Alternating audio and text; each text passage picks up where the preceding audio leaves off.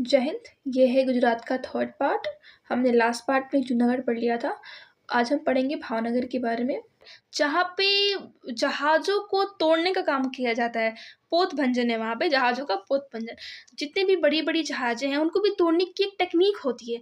ये नहीं कि छीमी हथौड़ी उठाया बस ठोक-ठाक करने लगे, नहीं।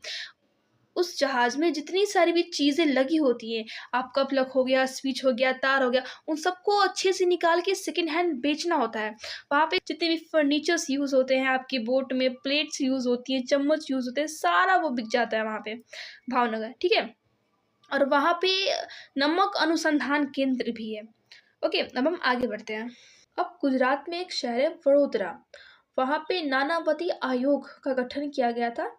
गोधरा में जो कांड हुआ था उसकी जांच करने के लिए। वहाँ पे क्या हुआ था, ट्रेन में आग लगा दी गई थी और हुआ था कांड कहाँ, गोधरा में, और उसका असर देखने को मिला था अहमदाबाद में। 2002 में अहमदाबाद में इतना भीषण दंगा हुआ था, इतना मारकाट हुआ था, इतनी वहाँ पे बर्बादी हुई थी कि उसके बारे में अब कुछ कहा नहीं जा सकता है। अब हम आगे बढ़ते हैं। अहमदाबाद को हम मैनचेस्टर ऑफ क्लोथ्स भी कहते हैं, क्योंकि आपको पता है कि वहाँ पे सूती वस्त्र उद्योग है और वहाँ पे बहुत सारी इंडस्ट्रीज है जो जहाँ पे कपड़े बनाए जाते हैं। अब गुजरात का एक क्षेत्र है, एक शहर है खेड़ा, जहाँ से महात्मा गांधी ने खेड़ा सत्याग्रह आंदोलन की शुरुआत करी थी। कब? 11 मार्च 1918 ईस्वी में।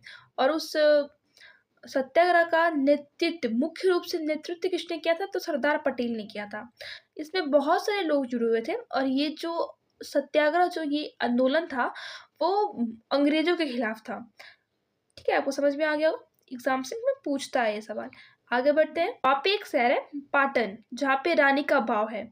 अगर आपने 100 के नोट को ध्यान से देखा होगा तो पीछे उसके एक चित्र होगा, वो रानी का बाव ही, जिसको उल्टा महल भी कहा जाता है। ठीक है, अब जैसे कि आपको पता है कि जो कर्क रेखा है वो गुजरात से भी होकर गुजरती है।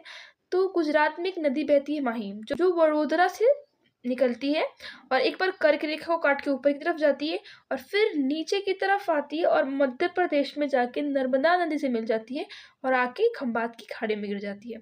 तो इस प्रकार से जो माही नदी है वो कर्क रेखा को 2 बार काटती है।